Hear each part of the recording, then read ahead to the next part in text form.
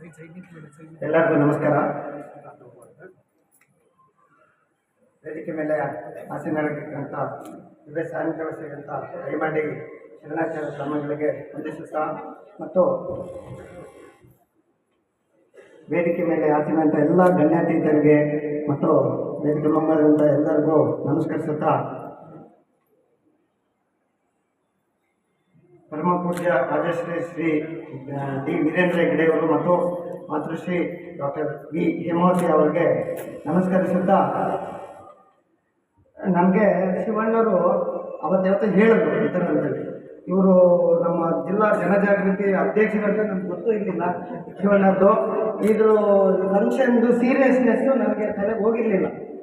ಹಿಂಗಂತ ಇಷ್ಟು ಒಂದು ಕಾರ್ಯಕ್ರಮ, ಇಷ್ಟು ಜನಗಳದ್ದು ಇವತ್ತು ಮಧ್ಯವರ್ಜನ ಕಾರ್ಯಕ್ರಮ ನಮ್ಮ ತಾಲೂಕಲ್ಲಿ ನಡೀತಾ ಇದೆ ಅಂತಂದಿದ್ರೆ ನಾನು ಇದು ಜವಾಬ್ದಾರಿ ಎಲ್ಲ ನಾನೇ ವಹಿಸ್ಕೊಳ್ತೀನಿ. ಯಾಕಂದ್ರೆ ನನಗೆ ದೊಡ್ಡ ಜವಾಬ್ದಾರಿ ಇದೆ. ಇದು ನಾವು ಮಾಡ್ತಕ್ಕಂಥ ಕೆಲಸನ ನಾವು ಧರ್ಮಸ್ಥಳ ಸಂಸ್ಥೆ ಅಂತಂದರೆ ಯಾವಾಗಲೂ ಸಮಾಜಮುಖ ಕೆಲಸಗಳೇ ಮಾಡ್ಕೊಂಡು ಬಂದಿದೆ. ಸೊ ಇದು ನಾನು ಶಾಸಕನಾಗಕ್ಕೆ ಮುಂಚೆ ನಾನು ಸುಮಾರು ನಮ್ಮ ಫ್ರೆಂಡ್ಸ್ನ ಇಂಟೆಲೆಕ್ಚುಯಲ್ಸ್ನ ರಾಜಕೀಯಕ್ಕೆ ಬರಬೇಕೋ ಬೇಡವೋ, ಹೋಗ್ಬೇಕೋ ಬೇಡ ಅಂತ ಹೋದಾಗ ದೊಡ್ಡ ಇದೆ ಸರ್, ಅಲ್ಲಿ ನೀವು ಹೆಂಗನ ಮಾಡಿ ಸ್ವಲ್ಪ ಕುಡಿಯೋದನ್ನ ಸ್ವಲ್ಪ ಏನಾದ್ರು ಕಂಟ್ರೋಲ್ ಮಾಡಿದ್ರೆ ನಿಮ್ಗೊಂದು ಸ್ವಲ್ಪ ಬದುಕಕ್ಕೆ ಅವಕಾಶ ಸಿಗ್ತದೆ, ಇಲ್ಲಾಂತಂದ್ರೆ ನೀವು ವಾಪಸ್ ಬರಬೇಕಾಗ್ತದೆ ಅಂತ ಹೇಳ್ತೀವಿ. ಅಂದರೆ ಅಂಥ ಒಂದು ದೊಡ್ಡ ಜವಾಬ್ದಾರಿನ ಇವತ್ತು ಈಗ ಈ ಥರ ಇವತ್ತು ಇಷ್ಟೊಂದು ಜನ ನಮ್ಮ ತಾಲೂಕು ಸುತ್ತಮುತ್ತಲರು ಇಷ್ಟು ಶಿಸ್ತುಬದ್ಧರಾಗಿರ್ತಾರೆ ಅಂದರೆ ಬೆಳಗ್ಗೆಯಿಂದ ಊರಲ್ಲಿ ಒಂದು 1000 ಜನ ಇದ್ದರು, ಅವನ್ನೆಲ್ಲ ಇಲ್ಲೇ ಕರ್ಕೊಂಡ್ಬಂದು ಕೂರಿಸ್ತಿದ್ದೆ. ಯಾಕಂದರೆ ನಾನು ಮಾಡ್ತಾ ಇರೋಂಥ ಕೆಲಸ ನಮ್ಮ ಸರ್ಕಾರ ಮಾಡೋಂಥ ದೊಡ್ಡ ಜವಾಬ್ದಾರಿಯನ್ನು ತಾವು ಮಾಡ್ತಾ ಇದ್ದೀರ. ಈಗ ಇದರಲ್ಲಿ ನೋಡಿ, ಈಗ ನಾನು ಈಗ ನಮ್ಮ ಇದರಲ್ಲಿ ನಮ್ಮ ಕಣ್ಣಿನಲ್ಲಿನೂ ಎಷ್ಟು ಕಾಯಿಲೆಗಳಾಗ್ತವೆ ಈ ಮಧ್ಯವರ್ತಿ ಒಂದು ಸಣ್ಣ ಎಕ್ಸಾಂಪಲ್ ಹೇಳ್ತೀನಿ ನಿಮಗೆ. ನನಗೆ ನಿಜವಾಗ್ಲೂ ಏನಂತ ಇದು ಬಂದಾಗಿದ್ದು ನೋಡಿದಾಗ ಗೊತ್ತಾಯಿತು, ಒಳ್ಳೆಯದಾಯಿತು ನಮ್ಮನ್ನು ಕರೆದಿದ್ದು. ನಿಜವಾಗ್ಲೂ ಇದು ನನಗೆ ಭಾಳ ಅತಿ ಮುಖ್ಯವಾದಂಥ ಇದು. ಎಷ್ಟು ಸಂತೋಷ ಆಗ್ತದೆ ಅಂತಂದರೆ ಎಲ್ಲ ಬಿಳಿ ಸಂಸಾರಗಳ ಜೊತೆ ಗಂಡ ಹೆಂಡತಿ ಎಷ್ಟು ಚೆನ್ನಾಗಿ ಕೂತ್ಕೊಂಡಿದ್ದಾರೆ, ಎಷ್ಟು ಸೌಜನ್ಯದಿಂದ 8 ದಿವಸಕ್ಕೆ ಇಷ್ಟು ಬದಲಾವಣೆ ಆಗ್ತಾ ಇದೆ ಅಂತಂದರೆ ನಮ್ಮ ತಾಲೂಕಲ್ಲಿ ನಿಜವಾಗ್ಲೂ ಇದು ನನಗೆ ಒಂದು 50% ಜವಾಬ್ದಾರಿ ನನಗೆ ಕಡಿಮೆ ಆದಾಗ ಈ ಅಭಿವೃದ್ಧಿ ಕೆಲಸಗಳಿಗೆ ನನಗೆ ಇನ್ನೊಂದು ಸ್ವಲ್ಪ ನೀವು ಶಕ್ತಿ ಕೊಟ್ಟಂಗೆ ಅಂತಲೇ ನಾನು ಹೇಳ್ತೀನಿ. ಖಂಡಿತ ಭಾಳ ಅಂದರೆ ಭಾಳ ಖುಷಿ ಆಗ್ತಾ ಇದೆ. ಖಂಡಿತ ಇನ್ನು ಮೇಲೆ ದಯಮಾಡಿ ನಮ್ಮನ್ನು ಗಮನಕ್ಕೆ ಹರಿಸಿ ಇಂಥ ಹೆಚ್ಚೆಚ್ಚು ಕಾರ್ಯಕ್ರಮಗಳು ನಮ್ಮ ತಾಲೂಕಲ್ಲಿ ನಿರಂತರವಾಗಿ ಆಗಬೇಕು. ಇದು ಯಾವಾಗಲೂ ನಾವು ಒಂದು ಸಾಂಕೇತಿಕವಾಗಿ ಮಾಡಿದ್ರೆ ಇದು ಆಗೋದಿಲ್ಲ. ಯಾಕೆಂದರೆ ಈ ಭಾಗದ್ದು ಇದು ತುಂಬ ಅವಶ್ಯಕತೆ ಇದೆ. ಈಗ ತಮ್ಮಂತರು ಎಲ್ಲ ಇದನ್ನು ಮುಂದುವರಿಸ್ಕೊಂಡು ಹೋಗಬೇಕು. ಇದನ್ನೆಲ್ಲ ರೀತಿ ಸಹಕಾರ ನಮಗೆ ಇರ್ತದೆ ಸರ್. ಖಂಡಿತ ಸರ್, ಖಂಡಿತ ಭಾಳ ಅಂದರೆ ಭಾಳ ಖುಷಿ ಆಯಿತು. ಯಾಕೆಂದರೆ ಈಗ ನಾನು ಒಬ್ಬ ಆರೋಗ್ಯ ವಿಷಯ ನಿಮಗೆಲ್ಲ ಗೊತ್ತಿದೆ. ಆರ್ಥಿಕವಾಗಿ ಮೊದಲದು ಎಷ್ಟು ಆರ್ಥಿಕವಾಗಿ ಎಷ್ಟು ನಷ್ಟ ಆಗ್ತದೆ ಒಂದು ಸಮಾಜದಲ್ಲಿ, ಒಂದು ಕುಟುಂಬಗಳು ಫಸ್ಟ್ ಕುಟುಂಬ ನಾಶಗಳಾಗ್ತವೆ, ಆರ್ಥಿಕವಾಗಿ ಆಗ್ತವೆ. ಆರ್ಥಿಕವಾಗಿದ್ದಾಗೋದ್ರಿಂದ ಶೈಕ್ಷಣಿಕವಾಗಿ ಮತ್ತು ಆರೋಗ್ಯ ಎಲ್ಲದಕ್ಕೂ ಇವೆಲ್ಲದನ್ನು ಒಂದಕ್ಕೊಂದು ಚೈನ್ ಲಿಂಕ್ ಅನ್ನೋದು ಒಂದು ಚಟದಿಂದ. ಇದು ನನಗೆ ಗೊತ್ತಿಲ್ಲ ಯಾವ 7 ಚಟಗಳು ಅಂತೇಳಿ. ಸಪ್ತ ವ್ಯಸನಗಳಲ್ಲಿ ಮದ್ಯಪಾನ ಮೊದಲು ಮೆಟ್ಟಲು, ಅದನ್ನು ಜಾರಿದರೆ ಉಳಿದೆಲ್ಲವನ್ನು ಜಾರಿದೆ ಅಂತ ಹೇಳಿ ನಮ್ಮ ಹೆಗ್ಗಡೆ ಅವರೇ ಹೇಳಿದ್ದಾರೆ. ಸೊ ಇದು ನಾನು ಎಷ್ಟೊಂದು ಸರಿ ಸಣ್ಣ ಒಂದು 25-30 ವರ್ಷ ಹುಡುಗರು ಬರ್ತಾರೆ, ಏನೇನಾಗಿಲ್ಲ ಸರ್, ಒಂದು 15 ದಿವಸದಿಂದ ಸರಿ ಕಣ್ಣು ಕಾಣಲ್ಲ ಅಂತೇಳಿ. ಅದೇನು ಬರೀ ಕುಡಿದು ಊಟ ತಿಂಡಿನೂ ಸರಿಯಾಗಿ ಮಾಡಿರೋದಿಲ್ಲ. ಈ ಮಲ್ಟಿವಿಟಮಿನ್ ಡಿಫಿಷಿಯನ್ಸಿ ಆಗಿಬಿಡ್ತದೆ. ಮೇನ್ಲಿ ವಿಟಮಿನ್ B6 ಅಂತ ಹೇಳ್ತೀವಿ, ನ್ಯೂಟ್ರಿಷನಲ್ ಡಿಫಿಷಿಯನ್ಸಿ ಆಗಿಬಿಟ್ಟು ಕಣ್ಣಿಂದು ನರ ತೊಂದರೆ ಆಗಿಬಿಡ್ತದೆ, ದೃಷ್ಟಿ ಸರಿ ಕಾಣಲ್ಲ. ಹೌದು, ಅದು ಟಾಕ್ಸಿಕ್ ಆಂಬ್ಲಿಯೋಪಿ ಅಂತ ಹೇಳಿ. ಟಾಕ್ಸಿಸಿಟಿ ಈ ಜಾಸ್ತಿ ಆಲ್ಕೋಹಾಲ್, ವಿಶೇಷವಾಗಿ ಇವರೆಲ್ಲ ಮಿಕ್ಸ್ ಇದರಿಂದ ಮೀಥೈಲ್ ಆಲ್ಕೋಹಾಲ್, ಇದು ಸ್ಪಿರಿಟ್ ಈಥೈಲ್ ಆಲ್ಕೋಹಾಲ್ಗಿಂತ ಮೀಥೈಲ್ ಆಲ್ಕೋಹಾಲ್ ಕೂಡ ಇದಾಗುತ್ತದೆ. ಈ ಮುಂಚೆ ಎಲ್ಲ ಸದ್ಯ ಈಗ ಅದೊಂದು ಕಂಟ್ರೋಲ್ ಆಗಿದೆ ಕಳ್ಳಬಟ್ಟೆನ, ಅದು ಪ್ಯೂರ್ಲಿ ಮೀಥೈಲ್ ಆಲ್ಕೋಹಾಲ್ ಇರೋದು ಇನ್ನೂ ಜಾಸ್ತಿ ತೊಂದರೆ ಆಗ್ತಾಯಿತ್ತು. ಈಗ ಅದರಿಂದ ಏನಾಗ್ತದೆ, ಜಾಸ್ತಿ ಇದಿರೋದ್ರಿಂದ ನ್ಯೂಟ್ರಿಷನ್ ಡಿಫಿಷಿಯನ್ಸಿ ಆಗಿ ಕಣ್ಣಿನ ನರಗೆ ತೊಂದರೆ ಆಗ್ತದೆ, ಮತ್ತು ನಿಂತ್ಕೊಳ್ಳೋಕ್ಕಾಗಲ್ಲ, ನಡುತ್ತಾರೆ, ಕೈ ಹಿಂಗೆ ಎತ್ತಿದ್ರೂ ಶೇಕ್ ಆಗ್ತಿರ್ತದೆ. ನಾನು ಅದು ಯಾವಾಗಲೂ ಹೇಳ್ತೀನಿ, ಅದು ₹2ಗೆ 10 ಮಾತ್ರೆ ಸಿಗ್ತದೆ. 10 ಮಾತ್ರೆ ತೆಗೆದುಬಿಟ್ರೆ ಅವ್ನು ಪೂರ ಸರಿಯಾಗಿ ಬಿಡ್ತಾನೆ. ಅದೇ ಹೇಳ್ತೀನಿ, ನಿಮ್ಗೊಂದು ಕ್ವಾರ್ಟ್ರಲ್ಲಿ 1 ತಿಂಗಳಿಗಾಗಷ್ಟು ಮಾತ್ರೆ ಬರ್ತವೆ.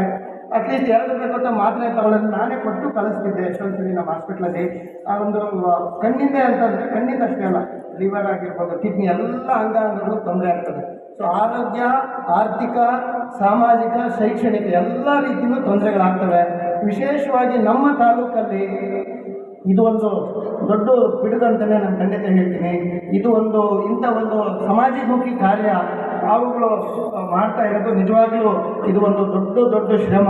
ನಮ್ಮ ಕಳಕಳಿಯ ಮನವಿ ಎಲ್ಲ ಇಲ್ಲಿ ಕೂತಿರೋ ಮುಖಂಡರಿಗೆ, ನಮ್ಮ ಎಲ್ಲ ಈಗ ನೋಡಿ ಎಲ್ಲದಕ್ಕೂ ಯಾವುದೇ ಒಂದು ಒಳ್ಳೆ ಕೆಲಸ ಆಗಬೇಕಂದ್ರೆ ಖಂಡಿತ ನೀವೇನು ತಾಯಿಯಲ್ಲಿ ಕೂತಿದ್ದೀರಿ ಅರ್ಥ ಆಯ್ತಾ, ಹೆಣ್ಣು ಮಕ್ಕಳು ಜೊತೆಗೆ ಇದ್ದರೆ ಮಾತ್ರ ಅದು ಸಂಸಾರ ಎಲ್ಲ ರೀತಿ ಸುಸೂತ್ರವಾಗಿರ್ತದೆ.